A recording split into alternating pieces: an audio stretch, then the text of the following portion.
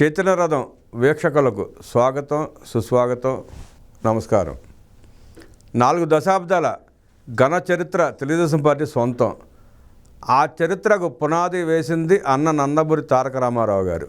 మదరాసీలుగా పిలువబడుతున్న తెలుగువారి ఆత్మగౌరవాన్ని ప్రపంచానికి చాటి చెప్పి 9 నెలల్లో విజయదుందుభి మోగించి ముఖ్యమంత్రిగా ప్రమాణ స్వీకారం చేసి 42 సంవత్సరాలు పూర్తి చేసుకున్న నేపథ్యం. 100 వసంతాల పుట్టినరోజు పండుగలు చేసుకున్న నేపథ్యం కూడా ఈ సంవత్సరమే. అలానే 1996 జనవరి 18 అన్న నందమూరి తారక రామారావు గారు పరమపదించి 29 సంవత్సరాలు పూర్తి అవుతుంది ఈ రోజుకి. ఈ నేపథ్యంలో నాటి అన్న నందమూరి తారక రామారావు గారి పరిపాలన ఇచ్చిన సంస్కరణలు నేటి తరానికి ఎంతవరకు తెలుసో ఒకసారి తెలుసుకునే ప్రయత్నం చేద్దాం. నమస్తే అండి. మీకు నాటి వైభవం, పార్టీ పుట్టిన విధానం, తెలుగువారి ఆత్మగౌరవం అంటే మీరు ఆ నినాదాలు విని ఉండకపోవచ్చు, ఇప్పుడు వింటా ఉన్నారో కానీ ఆనాడు మీరు విని ఉండకపోవచ్చు. ఆ పరిణామ క్రమంలో మీకు పార్టీ గురించి ఏం తెలుసు, రామారావు గారు తెచ్చిన సంస్కరణలు వాటిపై మీకున్న అవగాహన మేరకు మా ప్రేక్షకులకు తెలియజేసే ప్రయత్నం చేయండి. తప్పకుండా అండి. ఎన్టీఆర్ అంటే ఈ 3 అక్షరాల పదం తెలుగు జాతి ఉన్నంతకాలం, సూర్యచంద్రులు ఉన్నంతకాలం నిలిచిపోయిండే పేరు ఎన్టీఆర్. ఎందుకంటే ఈ తెలుగు జాతి ఈ ఆత్మగౌరవాన్ని ప్రపంచానికి చాటిన వ్యక్తి ఎన్టీ రామారావు గారని నేడు మా తరానికి తెలుసు. మా తాతల తరానికి ఆయన ఒక కథానాయకుడిగా, మా నాన్న వాళ్ళ తరానికి ఒక ప్రజానాయకునిగా, నేటి మా తరానికి ఒక యుగ పురుషుడిగా ఎన్టీ రామారావు గారు పరిచయం. ఎందుకంటే ఒక్కొక్క తరంలో ఒక్కొక్క రూపంలో, అంటే ఈ విధంగా ఒక కథానాయకుడిగా ఆ రోజు ఆయన నటించిన పాత్రలు ఎన్నో. నేను కూడా చిన్ననాటి నుంచి ఏ సినిమా చూసినా, భక్తి సినిమాలు ఏమన్నా చూస్తూ ఉండేటప్పుడు కృష్ణుడు ఎలా ఉంటాడంటే ఎన్టీ రామారావు గారు వేషం వేసుకోమంటే ఆ విధంగా చూపించి ఈయన కృష్ణుడు అంటే ఇలా ఉంటాడని చెప్పి ఎన్టీ రామారావు గారిని చూపించేవాళ్ళు. దుర్యోధనుడు అంటే ఎలా ఉంటారంటే దానవీర సూరకర్ణాలు ఎన్టీ రామారావు గారిని చూపించేవాళ్ళు. కర్ణుడు అంటే ఎలా ఉంటాడంటే ఈ విధంగా ఉంటారని చూపించేవాళ్ళు. భీముడు ఎలా ఉంటాడంటే ఇలా ఉంటాడని చూపించేవాళ్ళు. రాముడు ఎలా ఉంటాడంటే లవకుశాల్లో చూపించి రాముడు అంటే ఇలా ఉంటాడు అని చెప్పి చూపించేవాళ్ళు. ఇలాంటి పాత్రలే కాకుండా విశ్వామిత్రుడు లాంటి పాత్రలు కావచ్చు, బృహన్న లాంటి పాత్రలు కావచ్చు, ఈ విధంగా ఎన్నో పాత్రలు చూపించి ఈ విధంగా ఉంటారంటే అంటే పురాణ పురుషుల పాత్రలు ధరించిన యుగ పురుషుడు, కారణ జన్ముడు ఎన్టీ రామారావు గారు. ఎందుకంటే మా తరం దేవుణ్ణి శిలల రూపాల్లో తప్పితే ఫోటోల రూపంలో చూసామంటే అది ఎన్టీఆర్ ఫోటోని చూసిన తరం మాది. ఎందుకంటే ఆ విధంగా ఎన్టీ రామారావు గారు అన్ని పాత్రలు ఆ పాత్రల్లో నటించడం కాదు, జీవించారని చెప్పాలి. అంత బాగా చేయడం వల్ల ఇప్పుడు ఎక్కడైనా దేవుడు ఫోటో అని చెప్తే సాక్షాత్తు ఆ మహానుభావుడు ఫోటోని చూస్తూ ఉన్నాం. అదే కాకుండా ఎన్నో సినిమాల్లో సమాజానికి ఉపయోగపడే సినిమాలు ఇప్పుడు మనం చూస్తే ఒక మేజర్ చంద్రకాంత్ కావచ్చు, ఒక జస్టిస్ చౌదరి కావచ్చు, ఇలాంటి ఎన్నో సినిమాల్లో తన పాత్రలతో సమాజంలో ఒక దేశభక్తిని, సమాజంలో ఒక పౌరుడు ఎలా ఉండాలని చెప్పి చూపించిన వ్యక్తి ఎన్టీ రామారావు గారు.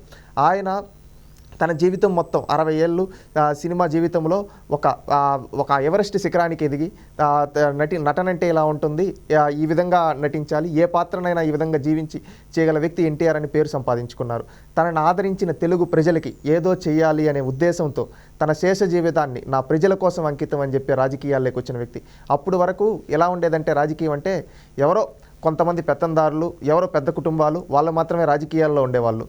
ఎక్కడో ఇక్కడ ప్రజలు ఎన్నుకుంటే ఢిల్లీలో ముఖ్యమంత్రిని డిసైడ్ చేసేవాళ్ళు. 5 ఏళ్లలో 5 మంది ముఖ్యమంత్రులు మారుతూ ఉంటే ఇదేమి కర్మ అని చెప్పి ప్రజలు ఈరోజు ఒక ముఖ్యమంత్రి మారాడంటే రేపు ఒక ముఖ్యమంత్రి మారాడంటే ఎవరు ఎప్పుడు ముఖ్యమంత్రిగా ఉన్నారో తెలియని పరిస్థితుల్లో ప్రజలు డైలమాలో ఉండే రోజుల్లో మీరు మద్రాసీయులు అని చెప్పి పక్క రాష్ట్రం పేరుతో మనల్ని అవమానిస్తూ ఉంటే ఆ రోజు నాది తెలుగు జాతి, నేను తెలుగువాడిని, నాది తెలుగుదేశం అని చెప్పి తెలుగుదేశం పార్టీ స్థాపించి తెలుగువాడి ఆత్మగౌరవాన్ని ప్రపంచానికి చాటిన వ్యక్తి, ఢిల్లీకి తెలుగువాడి సత్తా ఏంటో చూపించిన వ్యక్తి ఎన్టీ రామారావు గారు. ఆ రోజు మార్చి 29, 1982లో ఎమ్మెల్యే క్వార్టర్స్లో తెలుగుదేశం పార్టీ అని చెప్పి అనౌన్స్ చేసినప్పుడు చాలామంది అన్నారు, రంగులు పూసుకునేవాడికి రాజకీయం ఏం తెలుసు, రంగులు పూసుకునేవాడు ఏం చేస్తాడు రాజకీయం అని చెప్పి గేలి చేస్తే ఆయన ఒకే మాట, ఆ మాటల్ని ప్రజలే చూపిస్తారు, నేను ఆ మాటలకు సమాధానం చెప్పబడలేదని చెప్పి ఆ రోజు చైతన్య రథం మీద బయలుదేరి ఈ 2 తెలుగు రాష్ట్రాల్లో అంటే ఇప్పుడు 2 తెలుగు రాష్ట్రాలు ఆనాడు ఉమ్మడి ఆంధ్రప్రదేశ్లో తెలంగాణ, ఉత్తరాంధ్ర, కోస్తాంధ్ర, అదేవిధంగా రాయలసీమ అన్ని ప్రాంతాల్లో ఒక సుడిగాలి పర్యటన చేసి అంతకుముందు ఏ రాజకీయ నాయకుడికి సాధ్యపడని విధంగా ఒక రథయాత్ర చేసి చైతన్య రథం మీద ఈ తెలుగు నేలను మొత్తం చుట్టి నేను ప్రజలకి ఇది చేస్తాను, నేను ప్రజాసేవకు మీకోసం వచ్చాను, నన్ను ఇంతటి వాడిని ఆదరించారు, అందుకోసం నన్ను ఇంత ఆదరించిన మీకోసం నేను అన్ని సర్వభోగాలు వదులుకొని మీ మధ్యలోనే ఉంటాను అని చెప్పి ప్రజల మధ్యకు వచ్చాడు అన్న ఎన్టీఆర్ గారు. ఆ రోజుటి నుంచి ఈ తెలుగు నేలకు అన్నా అని పిలుపు ఆయన్ని చూసి పుట్టింది. ఆ విధంగా ఎన్టీ రామారావు గారు ప్రజల్లోకి వచ్చి పార్టీ పెట్టిన 9 నెలల్లోనే అధికారంలోకి రావడం జరిగింది. జనవరి 9వ తేదీ 1983వ తేదీ ముఖ్యమంత్రిగా ప్రమాణ స్వీకారం చేయడం జరిగింది ఎన్టీ రామారావు గారు. అంటే పార్టీ పెట్టిన 9 నెలల్లో భారతదేశ చరిత్రలో ఏ రాజకీయ పార్టీకి సాధ్యపడని విధంగా తెలుగుదేశం పార్టీకి సాధ్యపడింది. ఎన్టీ రామారావు గారి నాయకత్వంలో పార్టీ పెట్టిన 9 నెలల అధికారంలోకి రావడం జరిగింది. ఈ విధంగా అంటే 9 నెలల అధికారంలోకి వచ్చిందంటే ప్రజలు ఆయన ఏ విధంగా ఓన్ చేసుకున్నారు చూడండి. వచ్చింది కూడా అల్లాటప్ప మెజారిటీ కాదు. 294 స్థానాలుంటే ఏకంగా 202 స్థానాలు గెలుచుకొని ఏకచక్రాధిపత్యంగా ప్రత్యర్థులకి అప్పటి వరకు మేము రాజకీయ ఉద్దండలో మాకు తిరుగులేదు అన్న కుటుంబాల్ని మట్టి కరిపించి ఎన్టీ రామారావు గారు ముఖ్యమంత్రిగా బాధ్యతలు చేపట్టడం జరిగింది. అప్పటి వరకు రాజకీయం అంటే కొంతమంది పెత్తందారుల కుటుంబాల చేతిలో కొంతమంది చేతుల్లోనే ఉంటే ఆ రోజు ఎవరైతే ఉన్నత విద్యావంతులు ఉన్నారో డాక్టర్లని, ఇంజనీర్లని, లాయర్లని, చార్టెడ్ అకౌంట్లని ఇలాంటి వాళ్ళని తీసుకొని వచ్చి డిగ్రీలు, బీకామ్లు, బీఎస్సీలు చేసిన ఇలాంటి విద్యావంతుల్ని తీసుకొని వచ్చి ఎలాంటి రాజకీయ చరిత్ర లేని వాళ్ళకి టికెట్ ఇచ్చి వీళ్ళు మీకోసం కష్టపడతారు, వీళ్ళు చదువుకున్న విద్యావంతులు, ఇలాంటి వాళ్ళు చట్టసభలో ఉంటే మీ హక్కుల కోసం పోరాడతారు, మీకు మంచి చేస్తారని ప్రజల్ని మెప్పించి అలాంటి వాళ్ళని గెలిపించి చట్టసభల్లో కూర్చోబెట్టిన వ్యక్తి ఎన్టీ రామారావు గారు.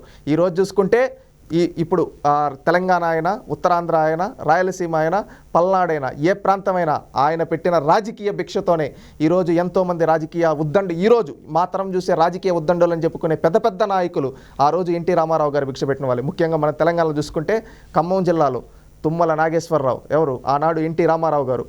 గతంలో తెలంగాణకు తొలి ముఖ్యమంత్రిగా సేవలందించిన కల్వకుంట్ల చంద్రశేఖరరావు ఎన్టీ రామారావు భిక్ష పెట్టాడు. అదేవిధంగా ఈరోజు కేంద్ర మంత్రిగా ఉన్న రామ్మోహన్ నాయుడు, వాళ్ళ తండ్రి గారు కేంద్ర మంత్రిగా ఎర్రంనాయుడు గారు ఉన్నారు. ఆయనకి ఆ రోజుల్లో ఎమ్మెల్యే టికెట్ ఇచ్చింది ఎన్టీ రామారావు గారు. పల్నాడు పులి అని చెప్పుకుంటే కోడెల శివప్రసాద్ ఆయన్ని రాజకీయాల్లోకి తీసుకొని వచ్చింది ఎన్టీ రామారావు గారు. అదేవిధంగా మనం చూసుకుంటే రాయలసీమ ప్రాంతంలో ఒక భూమా నాగిరెడ్డి కావచ్చు, ఒక పరిటాల రవీంద్ర కావచ్చు, ఈ విధంగా చెప్పుకుంటూ పోతే ఒక బీకే పార్థసారథి కావచ్చు, అదేవిధంగా కాలువ శ్రీనివాసులు కావచ్చు, చిత్తూరు జిల్లాలో బొజ్జల గోపాలకృష్ణారెడ్డి కావచ్చు, ఇలాంటి ఎంతోమందిని ఆ రోజు కడప జిల్లాలో మనం చూసుకుంటే రామసుబ్బారెడ్డి వాళ్ళని శివారెడ్డి కావచ్చు, ఇలాంటి వాళ్ళు ఎంతోమందిని రాజకీయంగా పైకి తీసుకొని వచ్చిన వ్యక్తి ఎన్టీ రామారావు గారు. ఈ విధంగా రాజకీయాల్లోకి తీసుకొని వచ్చి వాళ్ళకి ఉన్నత పదవులు ఇచ్చి ఎంతో అద్భుతంగా చేశాడు. ఏ విధంగా అంటే ఎన్టీ రామారావు గారి గురించి చెప్పుకోవాలంటే అప్పుడు వరకు బీసీలకి ఎక్కడ పదవులు లేవండి. 20-30 మంది అలాంటిది 100 మందికి పైగా బీసీలకి రాజ్యాధికారం వైపు తీసుకొని వచ్చిన వ్యక్తి ఎన్టీ రామారావు గారు. అది మాత్రమే కాకుండా అండి ఇంకా మనం చెప్పుకుంటూ పోతే ఎన్టీ రామారావు గారు ముఖ్యమంత్రిగా ఉండేటప్పుడు ఇంగ్లాండ్ నుంచి రానొచ్చారండి, ఇంగ్లాండ్ రాణి గారు. అప్పుడు ఆమె పక్కన ఒక దళిత మహిళను కూర్చోబెట్టారు. మన ఉమ్మడి ఆంధ్రప్రదేశ్లో శాసనసభకు స్పీకర్గా ప్రాతినిధ్యం వహించిన మన ప్రతిభా భారతి గారు ఆనాడు మంత్రిగా ఉంటే ఒక దళిత మహిళని ఇంగ్లాండ్ రాణి పక్కన అంటే ఒక దేశాధినేత పక్కన ఒక దళిత మహిళని కూర్చోబెట్టిన వ్యక్తి ఎన్టీ రామారావు గారు. అంటే ఆ రోజుల్లో దళితులంటే ఊరు బయట ఉండేవాళ్ళు, ఇళ్ల ముందుకు కూడా రానిచ్చారు. కానీ ఆ రోజుల్లో ఇవన్నీ కాదు, అందరం మన సమానమే, అందరూ సమాజంలో ఒకటే అని చెప్పి కులాలకు అతీతంగా అందరినీ పైకి తీసుకొని వచ్చిన వ్యక్తి ఎన్టీ రామారావు గారు. ఆ రోజు అన్ని కట్టుబాట్లను రద్దు చేసిన వ్యక్తి ఎన్టీ రామారావు గారు. అంటే ఒక దళిత మహిళని ఒక దేశాధినేత సమానంగా కూర్చోబెట్టాడు. అది ఎన్టీ రామారావు గారి గొప్పతనం. ఆయన తీసుకొని వచ్చిన పథకాల గురించి చెప్పాలంటే 1 కాదు 2 కాదండి, ఎన్నో మార్పులు తీసుకొని వచ్చారు. మా తరం నిజంగా అవి తెలుసుకొని ఎంతో స్ఫూర్తి పొందాం. ఎందుకంటే ఎన్టీ రామారావు గారు చనిపోయే నాటికి మేము పుట్టలేదు, మేమంతా 2000 సంవత్సరం తర్వాత పుట్టిన వాళ్ళం, 2000 తర్వాత పుట్టిన వాళ్ళం. మాకేంటంటే చంద్రబాబు నాయుడు గారి గురించే, చంద్రబాబు నాయుడు గారు తొలిసారి ముఖ్యమంత్రి అయినప్పుడు, రెండోసారి ముఖ్యమంత్రి అయినప్పుడు మాకు ఊహ కూడా తెలియదు, రాజకీయాలు కూడా తెలియదు. 2014 నుంచి మాకు కొంచెం అవగాహన ఉంది చంద్రబాబు నాయుడు గారు ముఖ్యమంత్రి, ఇప్పుడు చూస్తూ ఉన్నాం. కానీ ఎన్టీ రామారావు గారిని అసలు మేము చూడలేదు. కానీ ఈ రోజుకి కూడా ఏ ఎలక్షన్ జరిగినా ఎన్టీ రామారావు జపం లేనిదే ఈ 2 తెలుగు రాష్ట్రాల్లో రాజకీయం జరగదు. అది ఏ ఎలక్షన్ అయినా, సర్పంచ్ ఎలక్షన్ కాడ నుంచి మొదలు పెడితే పార్లమెంట్ ఎలక్షన్ వరకు ప్రతి ఎలక్షన్లో ఎన్టీ రామారావు జపం చేసేది. ఏంటి పార్టీ కూడా ఏ పార్టీ అయినా ఏంటబ్బా ఎన్టీ రామారావు జపం చేస్తూ ఉన్నారు, ఇంతేముంది అని చెప్పి నేను నార్మల్గా చూస్తే ఏంటి ఎన్టీ రామారావు యొక్క గొప్పతనం ఏంటి, నేను చిన్నప్పటి నుంచి సినిమాల్లో చూసేది ఎన్టీ రామారావు గారు అంటే దేవుడు ఈ రూపంలో. తెలుగుదేశం పార్టీ చంద్రబాబు నాయుడు గారు చెప్తుండే స్పీచ్లో ఎన్టీ రామారావు గారు గురించి ఉండేది. కానీ ఎన్టీ రామారావు గారి గురించి నేను తెలుసుకున్నది ఏంటంటే ఒక నాయకుడు అంటే ఎలా ఉండాలి, ప్రజల కోసం ఒక నాయకుడు ఏం చేయొచ్చో అన్నీ చేసి చూపించారు ఎన్టీ రామారావు గారు. ఒకప్పుడు కూలి పనికి వెళితే తప్ప అన్నం తినలేని ఎన్నో కుటుంబాలకి కిలో 2 రూపాయలు బియ్యం ప్రవేశపెట్టి దాదాపుగా ఉమ్మడి ఆంధ్రప్రదేశ్లో 1,20,00,000కు పైగా కుటుంబాలకి 2 రూపాయల కిలో బియ్యం అందించిన వ్యక్తి ఎన్టీ రామారావు గారు. అదేవిధంగా అప్పటి వరకు స్లాబులతో ఇల్లులు ఎక్కడా లేవండి, అలాంటప్పుడు పక్కా ఇల్లు ఆ స్లాబులతో కట్టించుకునే దానికి ఆ రోజు ఆమోద ముద్ర వేసింది ఎన్టీ రామారావు గారు. ఇది మాత్రమే కాకుండా జనతా వస్త్రాలని చెప్పి స్కీమును తీసుకొచ్చి ఎంతోమంది చేనేత కార్మికులకు అండగా నిలబడ్డాడు. ఆ స్ఫూర్తితో ఈనాడు లోకేష్ గారు కావచ్చు, భువనేశ్వరి గారు కావచ్చు, ఆ బ్రాండ్ని ముందుకు తీసుకొని వెళ్తే ఆయన వారసత్వంలో ఈరోజు ఈ తరం వాళ్ళు కూడా తీసుకొని వెళ్తూ ఉన్నారు, చేనేతలకు అండగా నిలబడుతూ ఉన్నారు. ఇవి మాత్రమే కాకుండా ఆనాడు హార్స్ పవర్ విద్యుత్ పైన హార్స్ పవర్ ఉంటే ఆ హార్స్ పవర్ రద్దు చేసిన వ్యక్తి. రైతులకి పొలాలుంటే ఆ రోజుటి వరకు పట్టాదారు పాసు పుస్తకాలు లేకపోతే ఎవరు భూమి ఏంటో తెలియదు, ఏదో ఇక్కడ నుంచి అక్కడ వరకు నాది రైట్ అంటే అలాంటప్పుడు వాళ్ళకి భూమిపైన హక్కు కల్పించి పట్టాదారు పాసు పుస్తకాలు ఇచ్చిన వ్యక్తి ఎన్టీ రామారావు గారు. అప్పుడు వరకు ఎక్కడ హాస్టల్లో ఇవేమీ లేకుండా ఉంటే సాంఘిక సంక్షేమ హాస్టళ్ళు కావచ్చు, బీసీ సంక్షేమ హాస్టళ్ళు కావచ్చు, ఇలాంటి హాస్టల్స్ ఇవన్నీ గురుకుల పాఠశాల కావచ్చు, ఇవన్నీ తీసుకొని వచ్చిన వ్యక్తి ఎన్టీ రామారావు గారు.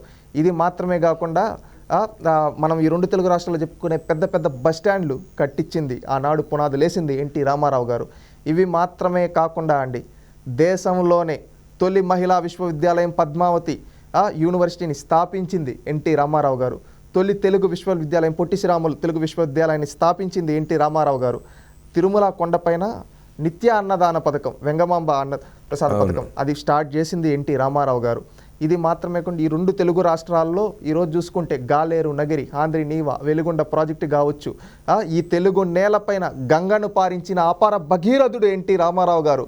అప్పటి వరకు ఏ రాజకీయ నాయకుడు నీళ్ళు ఇవ్వాలి ఇదేం చేయాలనే ఆలోచన కూడా, కానీ ఎన్టీ రామారావు గారు వచ్చిన తర్వాత తెలుగు గంగ ద్వారా ఈ తెలుగు నేలపైన గంగను పారించిన భగీరథుడు ఆయన. ఎన్నో ప్రాజెక్టులకు పునాదు లేసింది ఆయన. ఈ తెలంగాణ కావచ్చు, ఉత్తరాంధ్ర కావచ్చు, రాయలసీమలో ముఖ్యంగా ఇరిగేషన్ ప్రాజెక్టులకు ప్రయారిటీగా తీసుకొని స్టార్ట్ చేసింది ఎన్టీ రామారావు గారు. ఇది విద్యను ప్రోత్సహించారు, ఎంసెట్ విధానాన్ని తీసుకొని వచ్చారు, క్యాపిటేషన్ ఫీజును రద్దు చేశారు. ఇది మాత్రమే కాకుండా బీసీలకి స్థానిక సంస్థల్లో 20% రిజర్వేషన్ కల్పించింది ఎన్టీ రామారావు గారు. మహిళలకు 9% రిజర్వేషన్ కల్పించింది ఎన్టీ రామారావు గారు. ఎస్సీ ఎస్టీలకు ఉన్న రిజర్వేషన్ని పెంచింది ఎన్టీ రామారావు గారు. ఇది మాత్రమే కాకుండా దేశంలో తొలిసారి పెన్షన్ 30 రూపాయలు అందించింది ఎన్టీ రామారావు గారు. ఈరోజు స్కూల్ పిల్లలు మధ్యాహ్నం భోజన పథకం పాఠశాలలో ఉంటుంది, మధ్యాహ్న భోజన ఆ పథకం ప్రవేశపెట్టింది ఎన్టీ రామారావు గారు.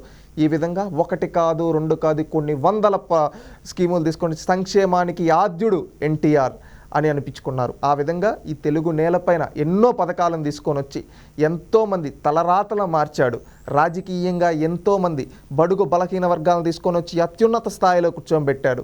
దేశానికే ప్రతిపక్షంగా 1984లో తెలుగుదేశం పార్టీ వహించిందంటే అది ఎన్టీఆర్ మార్క్. ఏ విధంగా అంటే ఆ రోజు ఇందిరాగాంధీ చనిపోయినప్పుడు దేశమంతా కాంగ్రెస్ ప్రభంజనం వీస్తూ ఉంటే కాంగ్రెస్ ప్రభంజనాన్ని కాదని ఒక్క రాష్ట్రంలో మాత్రం ఒక పసుపు జెండా ఎగిరింది, తెలుగుదేశం పార్టీ జెండా. ఆ రోజు 30 స్థానాలతో దేశంలో 2వ అతిపెద్ద పార్టీగా తెలుగుదేశం పార్టీ అవతరించింది. అప్పటి వరకు తెలుగుదేశం పెట్టి కేవలం 4 ఏళ్లే అయింది. ఆ 4 ఏళ్లలోనే ఇందిరాగాంధీ ప్రభంజనంతో దేశం మొత్తం కాంగ్రెస్ గారు 404 సీట్లు, ఇప్పటికి కూడా పార్లమెంట్లో 540 సీట్లు, హైయెస్ట్ మెజారిటీ ఇప్పుడంటే 1984 రాజీవ్ గాంధీ నాయకత్వంలో 404 సీట్లు ఇందిరాగాంధీ చనిపోయినప్పుడు. ఆ రోజు సెకండ్ లార్జెస్ట్ పార్టీ ఏదంటే తెలుగుదేశం పార్టీ 30 పార్లమెంట్ స్థానాలతో ఉండింది. అంటే దేశానికే ప్రతిపక్షంగా వహించింది తెలుగుదేశం పార్టీ. అంటే ఇక్కడ తెలుగుదేశం పార్టీ గొప్పతనం మీరు ఒక్కసారి అర్థం చేసుకోండి, ఏ విధంగా దేశానికి ప్రతిపక్షం వహించిందో. ఆ రోజు కూడా ఇప్పుడు దేశాన్ని వెళ్ళే పార్టీ బీజేపీకి ఆ రోజు 2 స్థానాలంటే 1 స్థానం తెలుగుదేశం యొక్క కూటమిలో ఆ రోజు హనుమకొండ నుంచి జంగారెడ్డి గారు తెలుగుదేశం యొక్క మిత్రపక్షంగా ఆ రోజు ఇక్కడి నుంచి గెలవడం జరిగింది. అంటే ఆ రోజు దేశానికే 2వ అతిపెద్ద పార్టీగా తెలుగుదేశం పార్టీ వ్యవహరించింది. కానీ ఎక్కడ కానీ స్వప్రయోజనాల కోసం పనిచేయలేదు. నాటి నుంచి నేటి వరకు దేశ ప్రయోజనాల కోసం మాత్రమే పనిచేసింది. 1989లో నేషనల్ ఫ్రంట్ స్థాపించి వీపీ సింగ్ గారి హయాంలో వీపీ సింగ్ గారిని ప్రధానం చేసినప్పుడు ఎన్టీ రామారావు గారు ఆ రోజు కన్వీనర్గా ఉన్నప్పుడు దేశం మొత్తం మీద రైతు రుణమాఫీ 11,000 కోట్లు చేసినాడు ఎన్టీ రామారావు గారు. అదేవిధంగా మనం రాజ్యాంగాన్ని రాసిన అంబేద్కర్ గారికి భారతరత్న ఇప్పించింది, సిఫారసు చేసింది ఆనాడు ఎన్టీ రామారావు. మండల్ కమిషన్ కూడా మండల్ కమిషన్ తీసుకొని వచ్చింది. అప్పుడు వరకు ముఖ్యంగా మన తెలుగు రాష్ట్రాల్లో తాలూకా వ్యవస్థ ఉంటే ఆ తాలూకా వ్యవస్థను రద్దు చేసి 330 తాలూకాలు ఉంటే ఆ 330 తాలూకాలను రద్దు చేసి 1050కి పైగా మండలాల్ని తీసుకొని వచ్చింది ఎన్టీ రామారావు గారు. అదేవిధంగా ముఖ్యంగా ఇంకొక పాయింట్ అండి ఏంటంటే ఆనాటి వరకు మనం చూసుకుంటే 1947లో భారతదేశానికి స్వాతంత్రం వచ్చిన 1948 సెప్టెంబర్ 17 హైదరాబాద్ రాష్ట్ర విమోచనోద్యమం జరిగిన 1956లో ఉమ్మడి రాష్ట్రంగా ఆనాడు తెలంగాణ ఇవన్నీ ప్రాంతాలు ఏర్పడినా అప్పటికి ఇంకా తెలంగాణలో పటేల్ పట్వారీ అనే ఒక వ్యవస్థ ఉండేది. ఆ వ్యవస్థ చేతిలో ఎంతోమంది పటేల్ పట్వారీ చేతిలో ఎంతోమంది బడుగు బలహీన వర్గాలు తెలంగాణ పల్లెల్లో ప్రజలు మగ్గిపోతూ ఉంటే నలిగిపోతూ ఉంటే ఆ రోజు అప్పటి వరకు ఉన్న రాజకీయ నాయకులు పటేల్ పట్వారీలతో చేతులు కలిపి రాజకీయం చేస్తూ ఉంటే ఒక్క నాయకుడు ఆ వ్యవస్థనే రద్దు చేశాడు. ఆ వ్యక్తే ఎన్టీఆర్. పటేల్ పట్వారీ వ్యవస్థని రద్దు చేసి పార్టీలకు అతీతంగా ఎంతోమంది ప్రజలకు దేవుడయ్యాడు. ముఖ్యంగా తెలంగాణ ప్రజలకి ఆనాడు నిజమైన స్వాతంత్రం వచ్చింది. ఎందుకంటే అప్పటి వరకు పటేల్ పట్వారీ చేతులు నలిగిపోయిన వాళ్ళకి ఆ వ్యవస్థ రద్దు అవ్వడం ఒక్కసారి బయట ప్రపంచానికి వచ్చారు. అక్కడి నుంచి వాళ్ళ యొక్క నాయకత్వ పటిమతో వాళ్ళు అంచెలంచెలుగా ఎదిగారు. ఆ విధంగా తీసుకొచ్చిన వ్యక్తి ఎన్టీ రామారావు గారు. ముఖ్యంగా కర్ణం వ్యవస్థ కదా, మున్సబు వ్యవస్థ కదా, ఇలాంటి వ్యవస్థలన్నింటినీ రద్దు చేసేసాడు. అప్పటి వరకు కొన్ని దేవదాసి ఇలాంటి ఉంటే అవి కూడా రద్దు చేసిన వ్యక్తి ఎన్టీ రామారావు గారు. ఈ విధంగా చెప్పుకుంటే ఎన్నో రీఫార్మ్స్, అభివృద్ధి, సంక్షేమం, అదేవిధంగా ఒక నూతన మార్పులు తీసుకొని వచ్చి ఈ తెలుగు నేలపైన ఒక నూతన శకానికి పునాది వేసిన ఎన్టీఆర్ ఎన్నటికీ ఎప్పటికీ కారణ జన్ముడే, యుగ పురుషుడే. మా తరానికి ఆయన ఒక స్ఫూర్తి. ఎందుకంటే ఎన్టీ రామారావు గారి గురించి చెబుతున్నప్పుడు ప్రతిసారి, ఆయన గురించి తలుచుకున్న ప్రతిసారి ఒక నూతన ఉత్తేజంతో మళ్ళీ మా తరం ముందుకెళ్తూ ఆయన ఇచ్చిన స్ఫూర్తితో ఆయన ఆశయాల కోసం రేపు భవిష్యత్తులో వచ్చే నూతన టెక్నాలజీని కావచ్చు, నూతన వరవడికి శ్రీకారం చుడుతూ ఆయన ఆశయాల కోసం ముందుకెళ్తూ ఉంటామని తెలియజేసుకుంటున్నామండి.